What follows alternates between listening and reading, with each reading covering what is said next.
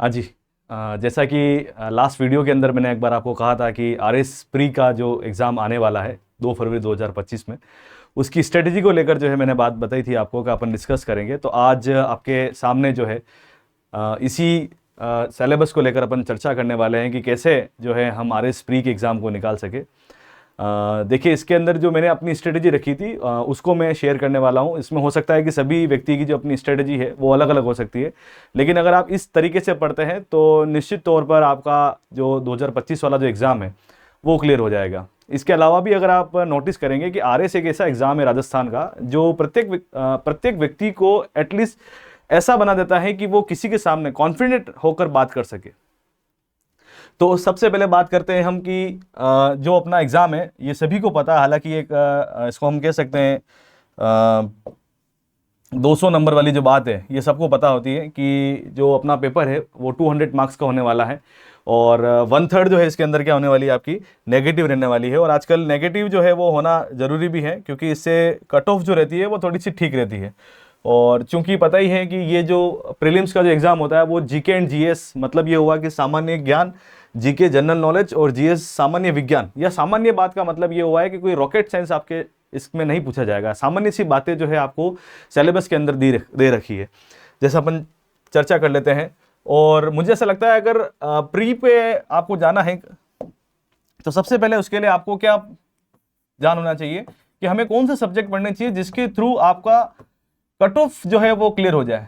जैसे मैं आपको बताऊं, एक तो आपको हिस्ट्री जो है आपकी क्लियर होनी चाहिए। उसके बाद में अपन बात करें, सेकंड पॉइंट जो है वो इकोनॉमिक सर्वे, राजस्थान वाली इकोनॉमिक सर्वे, ये अपन बात कर रहे हैं सारी सारी राजस्थान को लेकर, ध्यान रखना। तीसरा हम बात करेंगे जियोग्राफी, ये भी कौन सी, राजस्थान वाली। चौथी अगर हम बात करें पॉलिटी, वो भी कौन सी, राजस्थान की। क्लियर बात आपको। इसके बाद में अगर हम बात करें और भी, तो एक सब्जेक्ट और ले सकते हो आप जिसमें अपन पढ़ना चाहें, तो वो हो सकता है कि कोई बच्चा ये तो राजस्थान को लेकर अपन बात कर रहे हैं, रीजनिंग और मैथ्स, ठीक है। रीजनिंग और मैथ्स जो है इन पे अगर कमांड करते हैं तो कट ऑफ जो है वो क्लियर हो सकती है। अब कितने जनों को लग रहा होगा सर ने तो सारी बातें लिख दी है, फिर बचा क्या है, लेकिन मैंने यहाँ पर जो आपको नोटिस करवाया वो क्या है, राजस्थान वाला पार्ट। राजस्थान वाले पार्ट के ऊपर ज्यादा आपको फोकस करना है। जैसे कौन कौन सी बातें राजस्थान वाले पार्ट के अंदर, जैसे मैं आपको बताऊं तो देखिए अपन चर्चा कर ही लेते हैं। आरपीएससी ने बहुत क्लियर कट इसके अंदर आपको जो है वो सिलेबस बता रखा है कि आपको किस किस पे चर्चा करनी। जैसे राजस्थान के अंदर आप बात करोगे, एक तो कल्चर बहुत इंपॉर्टेंट है, तो कल्चर को लेकर जो है इन्होंने बता रखा है, इतना ज्यादा आपको पॉइंट दे रखा है। इसमें अपने को क्या पढ़ना है, तो ये वाला जो लाइन है ये आपके थोड़ी इंपॉर्टेंट रहती है। कौन सी, ये क्या लिखा हुआ है इसके अंदर कि पूरा पाषाण से ताम्रपाषाण और कांस्य युग, पूरा पाषाण से ताम्रपाषाण और कांस्य युग, और इस पे लिखा हुआ है कुछ महत्वपूर्ण ऐतिहासिक केंद्र। जैसे मैं आपको बताऊं क्या कहना चाह रहा है इसके अंदर के, जैसे आपको ध्यान रखना कालीबंगा, राजस्थान के अंदर आ गई कालीबंगा, कहां पर है आपको पता ही है, ठीक है। दूसरा जैसे अपन बात कर रहे हैं आहड़, ये अपने को थोड़ा सा पढ़ना है इसके बारे में, इसमें जो इंपॉर्टेंट सभ्यता है उनके ऊपर ध्यान रखना होता है। तीसरा जैसे अपन बात करें गणेश्वर हो गई, जो हाईलाइटेड सभ्यताएं हैं उनको हमको क्या करना है, पढ़ना है। क्लियर है पॉइंट आपको ये, तो ये आपको इसमें ध्यान रखना है ऐतिहासिक स्थल के अंदर। फिर बात करते हैं अपन नेक्स्ट जो लिखा हुआ है कि वंशावली के अंदर जो है देखिए बहुत बड़ा जो है ये टॉपिक है, गुहिल जो लिखा हुआ है इसके अंदर, मेवाड़ का जो राजवंश है उसको पढ़ाने में लगभग आप मान के चले, अगर अपन लाइन बाय लाइन पढ़ेंगे तो 1 महीने के अंदर जो है मेवाड़ राजवंश खत्म होगा। अगर पूरा डिटेल में पढ़ेंगे, सभी राजाओं की बात कर रहा हूं मैं, और अगर मोस्ट इंपॉर्टेंट राजाओं को पढ़ेंगे तो वो मैक्सिमम आपके 3 दिन के अंदर खत्म हो जाएंगे। तो वही आपको करना है कि इसमें कौन कौन से राजा हैं जो है वो अपने को पढ़ने चाहिए। जैसे आप पढ़ लो महाराणा प्रताप के बारे में, ठीक है, आप पढ़ लो अमर सिंह के बारे में अगर क्वेश्चन आ जाए तो, आप पढ़ लो राणा सांगा के बारे में, राणा कुंभा के बारे में। तो जो आपको इंपॉर्टेंट लगते हैं मैं उसके ऊपर भी बताऊंगा आपको कि कौन कौन से जो है अपने को राणा के बारे में पढ़ना है, कौन कौन से अपने को राजवंश के बारे में पढ़ना है। तो ये पॉइंट कितने बच्चे छोड़ भी देते हैं और कितने बच्चे जो इसको कवर करके जाते हैं, क्योंकि मेवाड़ की या अपन बात करें राजस्थान की हिस्ट्री जो है वो अपने आप में एक बहुत बड़ी हिस्ट्री है। तो इसको चाहे तो आप भले स्किप भी कर सकते हैं, उसकी बजाय आप क्या पढ़ सकते हो, उसकी बजाय आप चाहो तो पढ़ सकते हो कला संस्कृति को। कला संस्कृति के अंदर क्या है, जैसे इसमें क्लियर बता रखा है कि लोक देवी देवता है, ये वाला पॉइंट वैसे भी बहुत सिंपल रहता है, एक प्रश्न आपको पूछ लेते हैं। मेले त्योहार वाला जो है वो सिंपल रहता है, उसमें से आप देख सकते हो, है ना, ये मेले त्योहार बता रखा है आपको, इसमें से एक क्वेश्चन आपका बैठ जाता है। उसके बाद में क्या है, राजस्थान की बोलियां, बोलियों वाला प्रश्न जो है अभी भी 2024 के अंदर जो अगर बात करो मेंस के अंदर, उसमें भी बोलियों को लेकर एक क्वेश्चन जो है वो पूछा गया था, तो ये पॉइंट आप इसके अंदर पढ़ सकते हो। फिर बात करें अपन किसकी,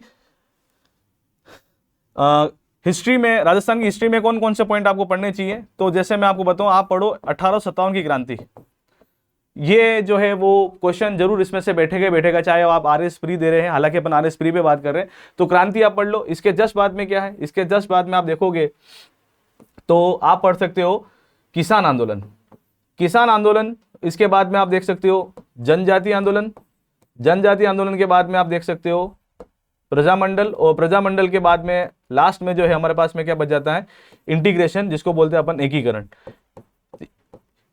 तो अब यहां पे अगर मैं बात को समराइज करूं राजस्थान की हिस्ट्री को लेकर, तो आपको ये पॉइंट पढ़ने पूरे के पूरे जरूरी है, ये पॉइंट आप पढ़ लो। तो राजस्थान की हिस्ट्री का जो पार्ट है, जो जहां से क्वेश्चन बनने के जो पार्ट है, वो आपका कवर करवा देगा राजस्थान की हिस्ट्री के अंदर। यहां तक मेरे को समझ में आ गया होगा, आपको समझ में आ गया होगा कि किस प्रकार से जो है ये बातें मैंने आपको बताई है। इसके बाद में चलते हैं अपन कल्चर को लेकर। तो कल्चर में मैंने आपको बता दिया है कि कुछ कुछ बातें आपको ध्यान रखनी है, जैसे महल और किले, छतरियां, ये बहुत सिंपल टॉपिक रहते हैं, अपने को पता भी है, तो इस पे भी अपन जो है आराम से पढ़ सकते हैं और इसको जो है कवर कर सकते हैं। इसके बाद में फिर चलते हैं अपन नेक्स्ट इंडियन हिस्ट्री के ऊपर। तो इंडियन हिस्ट्री हालांकि एक बड़ी हो जाती है, तो इसको कवर करना, देखो मैं ऐसा नहीं कहता हूँ फिर तो वही हो जाएगा, अगर सभी चीज कवर कर ली तो फिर बचा गया। तो इंडियन हिस्ट्री के अंदर अगर आप पढ़ना चाहते हो, तो आप गांधी जी का जो युग है, गांधी एरा जिसको अपन बोलते हैं, वहां से अगर आप पढ़ना स्टार्ट करते हो तो वो आपको जरूर पूछ सकते हैं, ठीक है। गांधी जी का युग जो है वहां से स्टार्ट करो, और 1947 पे जाके अगर आप खत्म करते हो, तो उसमें से कोई ना कोई क्वेश्चन जो बैठेगा वो जरूर आपको सॉल्व करवा सकता है। इसके बाद में फिर अपन चले तो विश्व और भारत का भूगोल आ रहा है, तो विश्व और भारत के भूगोल को अभी मैं स्किप कर रहा हूं, अपन चलते राजस्थान का भूगोल। राजस्थान का भूगोल जो है वो आपके लिए इंपॉर्टेंट रहेगा, इसको आपको पूरा पढ़ के जाना ही जाना है।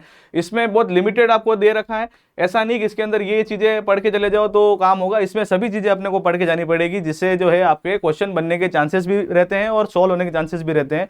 बहुत सिंपल रहती है राजस्थान की जो ज्योग्राफी है, वो सबसे सिंपल सब्जेक्ट रहता है। कितने बच्चे कहते हैं हमें ज्योग्राफी समझ में नहीं आती है, लेकिन वो पता नहीं किस तरीके से पढ़ रहे हैं और उनको कौन सा कंटेंट प्रोवाइड करवाया जा रहा है, हो सकता है वो उसके ऊपर डिपेंड करता है। लेकिन राजस्थान का भूगोल जो है आपको पढ़ के जाना ही जाना है, इससे क्वेश्चन आपके आएंगे और आपके जो है सिलेक्शन के चांसेस को वो बढ़ाता है। इसके बाद में फिर चलते हैं अपन पॉलिटी को लेकर। तो देखिए भारत का संविधान, और इसमें क्या क्या पढ़ना है, तो पॉलिटी, वैसे तो मैंने राजस्थान की पॉलिटी पूरी पढ़नी है। इंडियन पॉलिटी के अंदर क्या है, इंडियन पॉलिटी के अंदर लिखा हुआ कॉन्स्टिट्यूशनल असेंबली, संविधान सभा, इसकी क्या विशेषता है, और संवैधानिक संशोधन, ये बहुत ज्यादा हो जाते हैं, तो इसको एक बार अपन रोक सकते हैं। उसके बाद में ये प्रस्तावना, ये मूल अधिकार और राज्य के नीति निर्देशक तत्व मूल कर्तव्य, इसमें से आप देखना, बार बार आप नोटिस करना कि एक प्रश्न, दो प्रश्न जो है आपको इसमें से मिलेंगे, चाहे वो पिछले वाले प्रीलिम्स के एग्जाम हो या इससे पहले जो आरएस के एग्जाम हुए, उसके अंदर भी जो है अपने को प्रस्तावना, मूल अधिकार और नीति निर्देशक तत्व से जो है क्वेश्चन पूछते। उसके बाद में फिर लिखे हुए आयोग। अच्छा, ये आयोग अपने को क्या करने हैं, ये जो टॉपिक आप पढ़ोगे ना, एक्चुअली प्री का जो सिलेबस है वो यूं का यूं ही आपके कॉपी किया हुआ मेंस के अंदर, और अगर आप इनको भी पढ़ते हैं तो देखिए आपका ऐसा तो उद्देश्य है नहीं मैंने आरएस प्री क्लियर कर लिया मतलब मैं बहुत बड़ा या महान व्यक्ति बन गया हूं। ऐसा अगर आपका उद्देश्य है तो फिर आप सिर्फ और सिर्फ प्री को ही पास कर रहे हैं, मेंस को आप टारगेट नहीं कर रहे हैं, तो वो निश्चित तौर से फिर जो है आपका फेलियर ही आएगा मेंस के अंदर। तो प्री के अंदर अगर आप ये चीज पढ़ते हैं तो निश्चित तौर से आपको मेंस में भी जो है फायदा मिलेगा ही मिलेगा। आज इस बात को जो है वो ध्यान रखिए। तो इसमें क्या पढ़ना है, इसमें अगर आप पढ़ना चाहो तो आयोग, जो भी आयोग नजर आ रहा है आपको, इलेक्शन कमीशन हो गया, सीएजी हो गया, 2021 वाला पेपर था जिसमें हमने दिया था, तो उसमें सीएजी का एक छोटा सा प्रश्न आया था, ठीक है। फिर नीति आयोग का, और क्या कहते हैं, इससे पहले जो योजना आयोग था उसका मेंस में क्वेश्चन पूछा गया था कि what is difference between NITI Aayog और ये क्या कहते हैं अपना योजना आयोग, इन दोनों के बीच में जो है क्या डिफरेंसेस है, तो ये लिखना था। सीवीसी, केंद्रीय सतर्कता आयोग हो गया। तो आयोग जो है अपने को छोड़ने नहीं है, इस पे जो है अपने को ध्यान रखना है। और फिर राजस्थान की पॉलिटी में जब आप आओगे तो ये नीचे भी आपको जो है नजर आएंगे। देखिए राजस्थान की पॉलिटी में अगर अपन जाते हैं तो वो ये देखो, फिर से आप देखो संस्थाएं देखिए, आप फिर से जो है आपको नजर आएगी राजस्थान का लोक सेवा आयोग, आरपीएससी, खुद आरपीएससी एग्जाम करवा रही है, मानवाधिकार आयोग, लोकायुक्त, निर्वाचन आयोग, सूचना आयोग, ये सभी जो है अपने को आयोग पढ़ने और ये वापस रिपीट होंगे मेंस के अंदर, तो अभी पढ़ लोगे वहां पर भी काम आएंगे। और ये अब आपको लग रहा है इतने सारे, ये कुछ नहीं, एक एक पेज के हैं। अगर आप इसको देखेंगे तो एक पेज के अंदर ये खत्म हो जाएगा, एक पेज में खत्म हो जाएगा, एक पेज में खत्म हो जाएगा और एक पेज में खत्म हो जाएंगे। तो अल्टीमेटली आपको 5-6 पेज पढ़ने होते हैं। अब इतना तो पढ़ ही सकते हो, उसमें से अगर आपके 2-3 क्वेश्चन आ जाएंगे, कितना जो है अपने को फायदा मिलेगा इससे। फिर इकोनॉमी के अंदर जो है आपको कुछ नहीं है, राजस्थान की जो इकोनॉमिक सर्वे है, राजस्थान का जो इकोनॉमिक सर्वे है वो आपको जो है पढ़ना है। वो क्यों पूछती है, इसके कम से कम आप मान के चले इसके 15 से 18 क्वेश्चन आपके आएंगे प्री के अंदर भी। तो उसके पीछे पूछने का रीजन क्या है, क्योंकि आप आरएस एक ऐसा एग्जाम है जो आपको एक जनता की जो समस्या है, जैसे एसडीएम अपन पोस्ट की बात करते हैं, वो पूरा सीधा कनेक्ट होते हैं जनता से, तो उन्हें बताना एसडीएम का ये काम है कि कौन कौन सी योजनाएं चल रही हैं जिसके माध्यम से उन जनता की जो है भले हो सके या उनकी जो समस्या है उनका निराकरण किया जा सके। तो वो योजनाएं जो है वो सारी की सारी इकोनॉमिक सर्वे के अंदर आती है। तो वो योजनाएं आपको ध्यान होनी जरूरी है कि सरकार क्या क्या काम कर रही है ताकि आप जनता को बता सके। तो इसीलिए इकोनॉमिक सर्वे को पढ़ना बहुत जरूरी होता है। तो आप इकोनॉमिक सर्वे को पढ़िए, क्लियर। उसके बाद में फिर चलते हैं, इसको अभी स्किप करते हैं अपन, मैं आपको फिर से बता दूंगा, ठीक है। राजस्थान की अर्थव्यवस्था, ये जो आ रहा है पॉइंट, इसमें क्लियर कट जो है अपने को सारी चीजें पढ़नी पड़ेगी। यहां पर आपको स्किप नहीं कर सकते हो कि ये जो है वो सर क्या करे और क्या ना करे, इसमें पढ़ना पड़ेगा। साइंस एंड टेक को भी मैं अभी स्किप कर रहा हूं। अब चलते हैं किसके ऊपर, अब चलेंगे इसके ऊपर, रीजनिंग के ऊपर अपन बात करेंगे। तो देखिए रीजनिंग भी जो है इसके अंदर लिखा हुआ है, रीजनिंग के क्वेश्चन और मैथ्स के क्वेश्चन को मिलाकर जो है अगर आप देखोगे तो लगभग 18-20 प्रश्न आपके आ जाएंगे, ठीक है। और उसमें से अगर हम बात करें कि आपके रीजनिंग जो है वो लगभग सभी को सॉल्व हो जाती है। रीजनिंग में इंसान को प्रॉब्लम नहीं आती है, हो सकता है किसी बच्चों को जो है मैथ्स में दिक्कत आती हो, तो आप रीजनिंग को करके जाइए। मैथ्स में मान लीजिए आपसे जो है वो जैसे मानते अपन 8 क्वेश्चन आए हैं और आपके 2 क्वेश्चन भी हो गए तो सफिशिएंट है, आपको इतना लोड लेने की आवश्यकता नहीं कि यार मेरे से तो बाकी क्वेश्चन सोल्व नहीं हुए। तो रीजनिंग को करना जरूरी है, मैथ्स से जितना हो सकता है उतना आप कर लीजिए। अगर आपसे नहीं होता है तो कोई दिक्कत वाली बात नहीं है, आप इस पर भी फोकस कर सकते हैं रीजनिंग को लेकर। और इसमें सिलेबस के अंदर आपको जो है एक एक चीज क्लियर लिखी हुई कि क्या क्या पढ़ना है। साधारण और चक्रवृद्धि ब्याज है, प्रतिशत है, अनुपात समानुपात है। इसमें से ब्याज के अंदर क्वेश्चन वो 3 साल वाला हमेशा पूछता है। आप पेपर जो है कुछ पुराने जो पेपर होते हैं उनको आप देख सकते हो, पिछले जो पेपर हुए हैं ना उनको देखना, बार बार जो है उनका ट्रेंड वही है पूछने का, कोई चेंज नहीं करता उसके अंदर, ठीक है। फिर आता है लास्ट जो टॉपिक बच रहा है आपका, वो कौन सा, करंट। तो करंट के अंदर क्या करना है अपने को, करंट जो है वो राजस्थान का करंट, ये आपको, और इंडिया के करंट, ये आपको जो है वो पढ़ना ही पड़ेगा, इसका कोई तरीका नहीं है। और कोई भी जो चैनल है जो पढ़ाते हैं, देखिए मैं किसी की यहाँ पे वो क्या कहते हैं बुराई या नेगेटिव बात नहीं कर रहा हूं, क्योंकि आप खुद भी समझिए कि एक व्यक्ति जो है वो केवल और केवल अपने को 1 घंटे के अंदर 10 सवाल बता सकता है। एक बुक का कंपैरिजन नहीं किया जा सकता है, वो इंपॉर्टेंट बातें जरूर आपको बता सकता है, लेकिन अगर आपको करंट वास्तविकता में पढ़ना है तो आप किसी भी बुक को पढ़ सकते हैं। मैं यहाँ पे किसी भी बुक का प्रचार नहीं कर रहा हूँ, आप यही बुक पढ़िए या उस कोचिंग की पढ़िए, इसका पढ़िए, आप किसी भी एक किताब को ले लीजिए करंट की, जिसके थ्रू जो है आपको कम से कम 15 से 17 क्वेश्चन, मैं आपको कम से कम बता रहा हूँ, करंट के मिल ही जाएंगे। और वो आप 1 साल का पढ़ना अपने को, 2025 में एग्जाम हो रहा है तो 2024 जनवरी से ले लीजिए, भले आप से लेकर जो है आप फरवरी 2024 तक जो अपना चल रहा है, हालांकि फरवरी में एग्जाम है तो मेरे हिसाब से जनवरी में पेपर बन ही जाएंगे आपके, लगभग 15 जनवरी तक आप मान के चलिए कि पेपर अपने प्रिंट हो जाएंगे। तो आपको पूरा 1 साल का जो है वो करंट पढ़ना पड़ेगा, जिसके थ्रू हमारा 15-17 जो क्वेश्चन आ रहे हैं वो आराम से सोल्व हो जाएंगे। फिर जो मैंने छोड़ दिए हैं उन पर वापस चर्चा कर लेते हैं कि क्या क्या मैंने छोड़ा है। जैसे मैंने आपको एक तो इंडिया का ज्योग्राफी जो है, इंडियन ज्योग्राफी जो है वो मैंने छोड़ी है। अच्छा, साइंस एंड टेक मैंने छोड़ा, यहीं से जो छूटते हुए चल रहा है उस पर बात कर लेते हैं। तो साइंस एंड टेक क्या हो रहा है कि वैसे तो देखें आप इसके अंदर क्लियर बातें लिखी हुई, इसके ऊपर ध्यान रखना है। अभी वर्तमान में साइंस में जो कोई स्पेस गया है ना, जैसे चंद्रयान पे अपने सफलता हासिल करी है, तो उससे रिगार्डिंग क्वेश्चन पूछ सकते हैं कि कौन सा जो है उन्होंने लैंडर रोवर जो है वो कौन सा यूज किया है। तो करंट के अंदर जो साइंस से रिलेटेड क्वेश्चन है वो आपको पूछेंगे, क्योंकि जो बन चुके हैं वो तो पूछने का रहा नहीं, इसलिए करंट को रिलेट करते, साइंस में कैसे करना है, करंट को रिलेट करते हुए अपने को पढ़ना है। इसके अलावा भी इसमें लिखे हुए जैसे RH रक्त समूह, आहार और पोषण, ये आप पढ़ सकते हो, सिंपल है। ये फिर से अपने मेंस में काम आ जाएगा, इसको आप पढ़ सकते हो। क्या है ये? संक्रामक और असंक्रामक रोग, कौन से जो है वो फैलते हैं और कौन से जो है वो फैलते नहीं है, उससे रिलेटेड दे रखा है। और राजस्थान के, देखो यहाँ पे एक लाइन लिखी हुई है, राजस्थान के विशेष संदर्भ में जो है साइंस एंड टेक्नोलॉजी, तो आप बेटर है कि राजस्थान के संदर्भ में जो है टेक्नोलॉजी को पढ़ो। ये आपके वैसे भी करंट, आप कोई सी भी किताब पढ़ोगे उसमें कवर हो जाएगा, आप निश्चिंत रहेगी। ये कैसे क्या कवर होगा, आपने तो सिर्फ आधी अधूरी बातें बताई है। तो साइंस का ऐसे है कि लास्ट टाइम जो क्वेश्चन आए थे वो कोचिंग वालों से भी सॉल्व कम ही हुए थे, आप समझ रहे हो इस चीज को। जब कोचिंग वालों से सॉल्व नहीं हुए तो बच्चे तो बेचारे वैसे ही बैठ ही जाएंगे। तो बेहतर ये है कि अपन उन सब्जेक्ट के ऊपर टारगेट करें जिससे अपने अपना काम क्या है कि देखो एग्जाम को क्लियर करना। आपका ऐसा तो है नहीं कि आपके जो है वो 200 में से 200 ही आपको क्या करना है कि नंबर लेके आना है, आपको सिर्फ कट ऑफ क्लियर करनी है। तो ऐसे ही सब्जेक्ट पढ़ने जिसके थ्रू आपका कट ऑफ क्लियर हो सके। तो साइंस में जो पॉइंट है आपके वो सीधे किससे रिलेट होंगे, करंट से रिलेट हो जाएंगे। तो आपको जो है टेंशन लेने की जरूरत नहीं है। तो साइंस का मैंने आपको समझा दिया है। देखो रक्षा प्रौद्योगिकी का भी लिखा हुआ है, अंतरिक्ष प्रौद्योगिकी, उपग्रह। ये उपग्रह जो पुराने हैं उसको क्यों पूछेगा, आप खुद भी सोचिए ना, पुराने उपग्रह को क्यों पूछेगा। टेक्नोलॉजी ए भी आ रही है तो उसको पूछेगा ना भाई, संचार को पूछ रहा है, कंप्यूटर्स को पूछ रहा है। तो ये आप खुद भी सोचेंगे कि जो सिलेबस के अंदर जो बातें लिखी हुई है वो उसी से रिलेटेड बात पूछेगा जो करंट में चल रहा है। Clear point.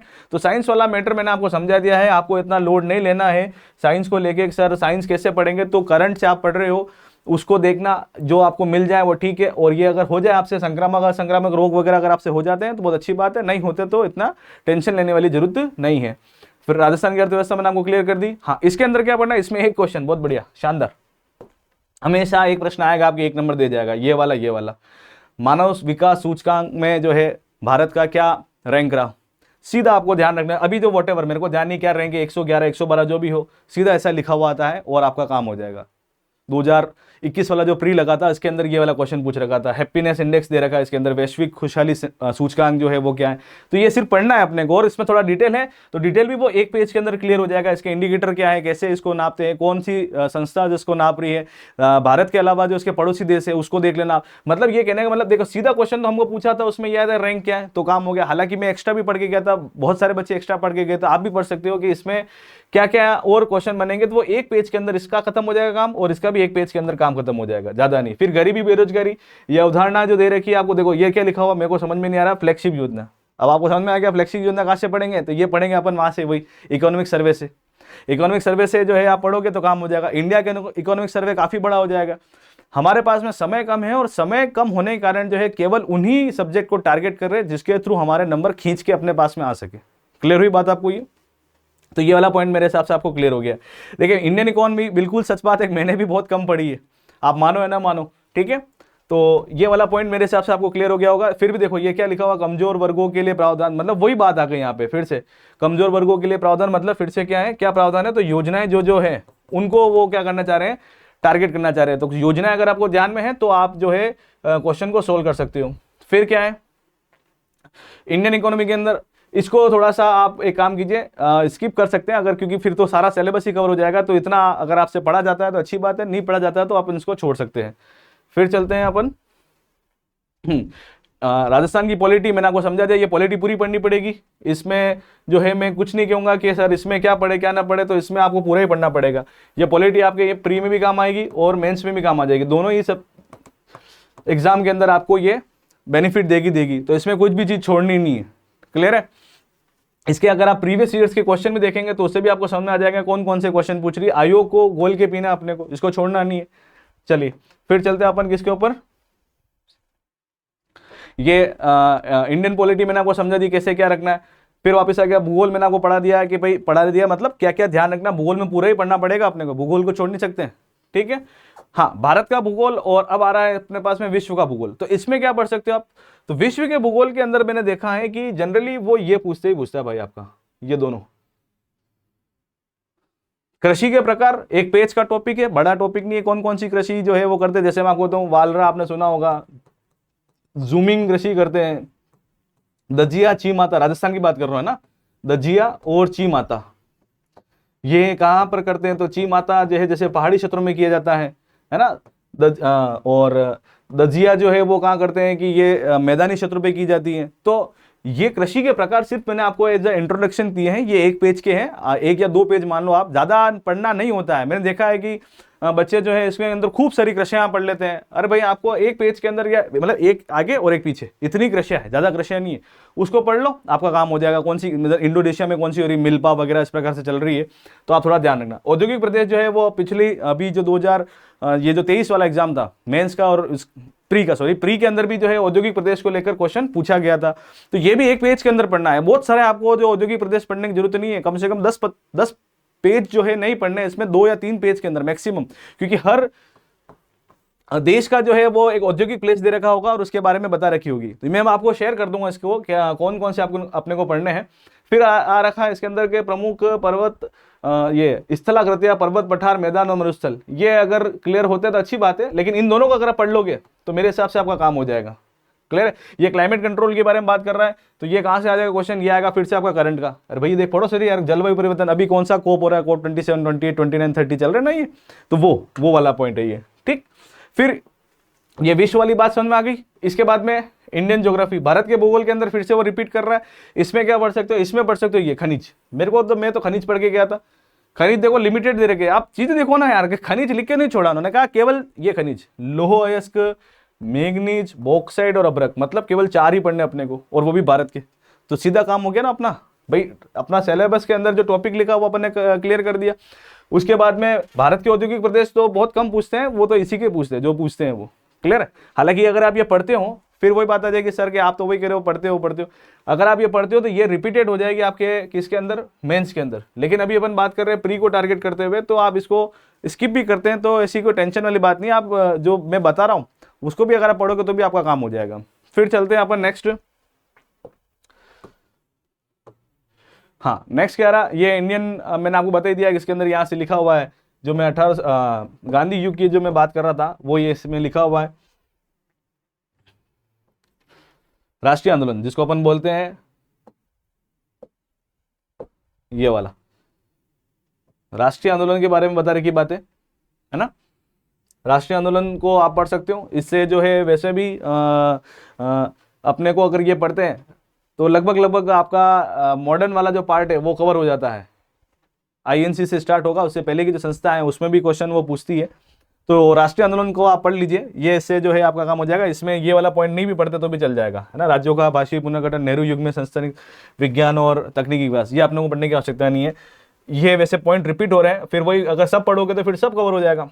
तो आप ये छोड़ सकते हो, काफ़ी बड़ा सिलेबस है प्री का इंडियन हिस्ट्री को। तो इंडियन हिस्ट्री को अपने को इतना नहीं पढ़ना, मैंने आपको बताया था कि यहाँ से आप पढ़ लो, बहुत है आपके लिए। फिर चलते हम इसके ऊपर क्या लिखा हुआ है। हाँ, ये मध्यकाल और प्राचीन काल, इसमें हाँ अगर आप फिर भी आपका मन है कि नहीं है सर तो है वो बहुत कम बता रहे, तो आप ये पढ़ लो, ये वाला पॉइंट पढ़ लो। कौन सा, वैदिक काल और इसमें सिंधु घाटी सभ्यता, बौद्ध और जैन धर्म, ये पढ़ सकते हो आप। इसमें से एक प्रश्न जरूर आपके बैठेगा, तो आप इसको पढ़कर जो है वो एक प्रश्न को और सॉल्व कर सकते हैं। जैसे लास्ट टाइम 2021 वाला जो पेपर ही दिया था प्री के अंदर, तो उसमें जैन धर्म से संबंधित क्वेश्चन पूछा गया था, तीर्थंकर और उनके जो वाहन थे उससे रिलेटेड जो है क्वेश्चन पूछा गया था। तो ये एक पॉइंट आप पढ़ सकते हो। ये पढ़ने की बिल्कुल आवश्यकता नहीं होगा आपसे, इतना लंबा है ये इसके अंदर प्रश्न। ठीक है, ये भी आप छोड़ दो। प्राकृत तमिल वगैरह, विजयनगर साम्राज्यिक उपलब्धियां है, काफी लंबा है, आपसे कवर होगा नहीं इतना। ये समय कम है अपने पास में, ये समय अगर अधिक है तो आप बिल्कुल इसको पढ़ सकते हो। ऐसा नहीं कि सर तो जो है वो मना क्यों कर रहे हैं, तो समय को देखते हुए। बाकी मैंने आपको फिर से बता ही दिया, इंडियन राजस्थान की जो हिस्ट्री है, राजस्थान की हिस्ट्री के अंदर मैंने देखो इसके अंदर क्लियर लिखा हुआ भी है कि ये वाला पॉइंट मैंने आपको क्लियर किया था, ये पॉइंट अपने को पढ़ना ही है। और वो जो मैंने आपको बताया था, याद करो, 1857 की क्रांति से लेकर एकीकरण तक। तो इस प्रकार से अगर आप इन सिलेबस को कवर करते हैं तो निश्चित तौर पर जो है आपकी प्री वाली जो कट ऑफ है उससे आप क्लियर कर सकते हैं। तो मेरा आज का जो उद्देश्य था कि कैसे जो है वो प्री को क्लियर करना है, उसके ऊपर मैंने आपको बता दिया है। और ज़्यादा से ज़्यादा आपको राजस्थान का जो टॉपिक है उसको कवर करना है। राजस्थान के टॉपिक के थ्रू ही जो है लगभग अपना सिलेबस कवर होता है। और उसके अलावा भी मैंने आपको बताया कौन कौन से टॉपिक जो है आपको पढ़ने हैं।